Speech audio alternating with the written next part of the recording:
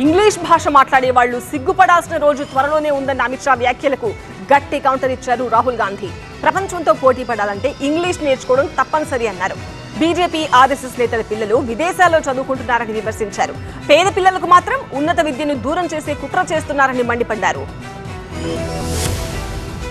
English భాష మాట్లాడే వాళ్లు సిగ్గుపడే రోజు త్వరలో వస్తుందన్న కేంద్ర హోంశాఖ మంత్రి అమిత్ షా వ్యాఖ్యలపై రగడ రాజుకుంది. విదేశీ భాషలతో దేశాభివృద్ధి సాధ్యం కాదని, భారతీయ భాషలతోనే దేశాభివృద్ధి సాధ్యమన్నారు అమిత్ షా. అయితే అమిత్ షా వ్యాఖ్యలను తీవ్రంగా తప్పుపట్టారు రాహుల్ గాంధీ. ఆర్ఎస్ఎస్, బీజేపీ నేతల పిల్లలు విదేశాల్లో ఇంగ్లీష్లోనే చదువుతున్నారని వీడియో విడుదల చేశారు రాహుల్.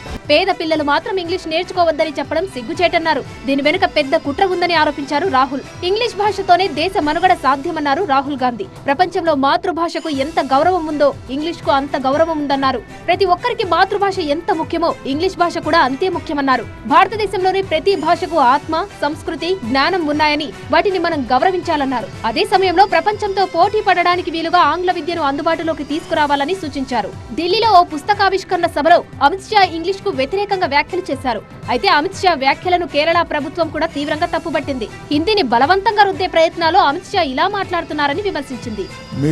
याद रखना, हम सबके जीवन में मेरी बात ध्यान से सुनना, हम सबके जीवन में इस देश में अंग्रेजी बोलने वालों को शर्म आएगी। ऐसा समाज का निर्माण अब दूर नहीं।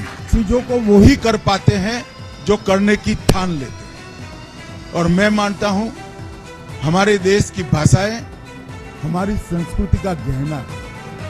हमारे देश की भाषाओं के बगैर हम भारतीय ही नहीं रहते। हमारा देश, इसका इतिहास, इसकी संस्कृति, ये हमारा धर्म, इसको समझना है तो कोई विदेशी भाषा में नहीं समझ। హిందీని ప్రమోట్ చేయడానికి అమిత్ షా ఇలా మాట్లాడుతున్నారని విపక్షాలు ఆరోపిస్తున్నాయి. అయితే జాతీయ భాష హిందీని గౌరవించాల్సిన అవసరం ఉందని అంటున్నారు బీజేపీ నేతలు.